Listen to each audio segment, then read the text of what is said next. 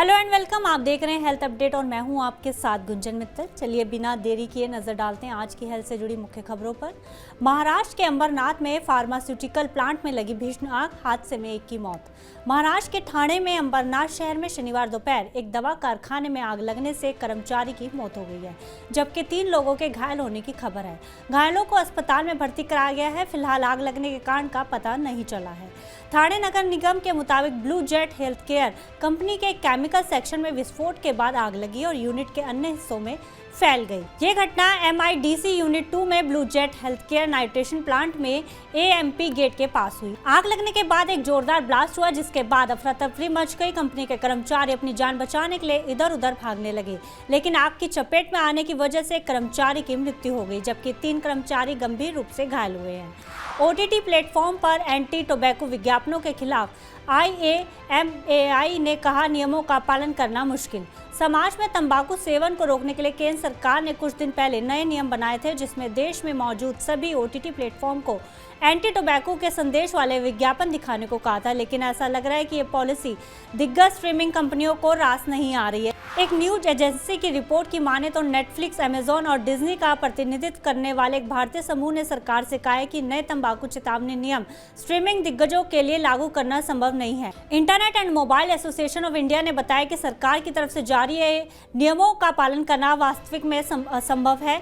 IAMAI ने बताया कि ये कंटेंट क्रिएटर की आज़ादी के खिलाफ है और देश में मौजूदा OTT प्लेटफॉर्म के पास कई भाषाओं में बॉलीवुड और हॉलीवुड का कंटेंट है और लाखों घंटों के कंटेंट को एडिट कर उसमें विज्ञापन डालना असंभव है। अचानक 3 अस्पतालों में निरीक्षण करने पहुंचे CMO, 11 डॉक्टरों के खिलाफ जारी किया नोटिस। गुरुग्राम के चीफ मेडिकल ऑफिसर CMO ने अचानक से 3 स्वास्थ्य केंद्रों का सरप्राइज इंस्पेक्शन किया। इस दौरान 10 डॉक्टर्स और एक सीनियर मेडिकल ऑफिसर अनुपस्थित पाए गए। इन सभी को नोटिस जारी कर दिया गया। गुरुग्राम के chief medical officer Virendra Yadav ने शुक्रवार को Farrukhnagar sub divisional hospital, Hajipur पाटली प्राइमरी हेल्थ सेंटर और चौमा अर्बन प्राइमरी हेल्थ सेंटर जाकर सरप्राइज इंस्पेक्शन किया। उन्होंने स्वास्थ्य केंद्रों में रिकॉर्ड रखने और स्वच्छता को लेकर फटकार लगाई।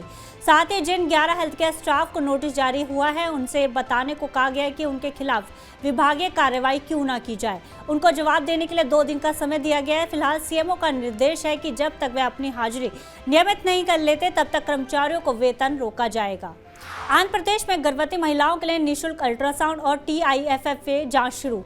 आंध्र प्रदेश के सभी आरोग्यश्री नेटवर्क हॉस्पिटल्स गर्भवती महिलाओं को निःशुल्क अल्ट्रासाउंड और targeted imaging for fetal anomalies scanning services प्रदान करेंगे।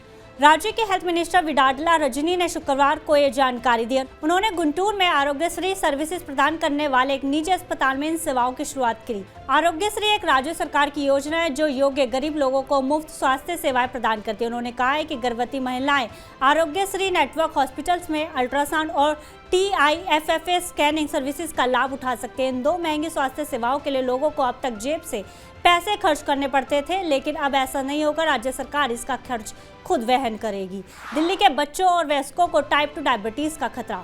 Indian council of medical research की ताजा रिपोर्ट के मुताबिक पूरे देश के मुकाबले दिल्ली के बच्चों और युवाओं को टाइप 2 डायबिटीज का सबसे ज्यादा खतरा है। दिल्ली में 18% आबादी डायबिटिक और प्री डायबिटिक है। ऐसे में दिल्ली के बच्चों और युवाओं में टाइप 2 डायबिटीज की दर 20% से ज्यादा बढ़ने की उम्मीद है। इसकी मुख्य वजह है मोटापा, अनहेल्दी खाना और सीडेंटरी लाइफस्टाइल।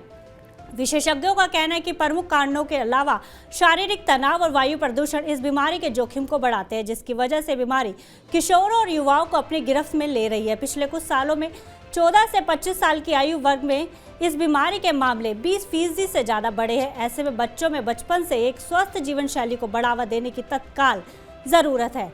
इसके लिए नियमित शारीरिक गतिविधि, स्ट्रेस मैनेजमेंट, पर्याप्त नींद के साथ संतुलित और हेल्दी खाना और स्वस्थ जीवन शैली अपनाने से मदद मिलेगी। साल 2022-23 में हुई रिकॉर्ड 83 लाख मोतियाबिंद की सर्जरियां। देश में हर साल national programme for control of blindness and visual impairment के तहत 65 लाख मोतियाबिंद की सर्जरी होती है, लेकिन साल 2020-21 में कोविड के कारण गवर्नमेंट स्कीम्स के तहत सिर्फ 50% यानी कि 35 लाख सर्जरियां हुई। साल 2021-22 में भी 65 लाख से कम सर्जरियां की गई, लेकिन साल 2022-23 में हेल्थ मिनिस्ट्री की तरफ से जारी आंकड़ों में रिकॉर्ड 83 लाख सर्जरियां की गई हैं। कोरोना महामारी के चलते साल 2020 और 2021 में करीब 1.25 करोड़ ऑपरेशन टालने पड़े थे, जिसके चलते साल 2022-23 में पुराने और नए रोगियों की संख्या काफी ज्यादा बढ़ गई। बृहस्पतिवार को केंद्रीय स्वास्थ्य मंत्रालय ने बताया कि इस साल 17 से 31 जनवरी के बीच राज्यों के साथ मिलकर मिशन मोड कैटरेक्ट सर्जरी अभियान चलाया गया। इस दौरान 75 लाख ऑपरेशन कराने का लक्ष्य रखा गया था, लेकिन सरकार उत्साहित है कि इस अभियान में रिकॉर्ड तोड़ 83 लाख सर्जरियां की गई हैं। नोएडा में खुली पहली मॉलिक्यूलर डायग्नोस्टिक लैब। नोएडा की post graduate institute of child health ने अपनी पहली मॉलिक्यूलर डायग्नोस्टिक लैब विकसित की है। इसमें आरटी-पीसीआर, सीएमवी और डीएनए टेस्टिंग की जा सकेगी। ये स्टेट की पहली लैब है जो किसी सरकारी इंस्टीट्यूट में लगी है। इससे कई जरूरी टेस्टिंग करने में मदद मिलेगी। माइक्रोबायोलॉजी डिपार्टमेंट की हेड डॉक्टर सुमी नंदवाना ने कहा है कि मॉलिक्यूलर आरटी-पीसीआर टेस्टिंग से साइटोमेगालो वायरस यानी कि सीएमवी इन्फेक्शन को डिटेक्ट करने में मदद मिलेगी, जो ज़्यादातर कम्युनिटी वाले लोगों को होने का खतरा जिससे ज़्यादा रहता है। साथ ही इन टेस्टिंग की मदद से नवजात बच्चे में जेनेटिक डिफेक्ट्स जानने में और कोविड डिटेक्ट करने में भी मदद मिलेगी। चाइल्ड पीजीआई में सभी टेस्टों की फैसिलिटी कम दरों में मिलने से मरीजों को लाभ मिलेगा। आज हेल्थ अपडेट में बस इतना ही। आप देश दुनिया की तमाम खबरों के लिए देखते रहिए TV9 भारतवर्ष।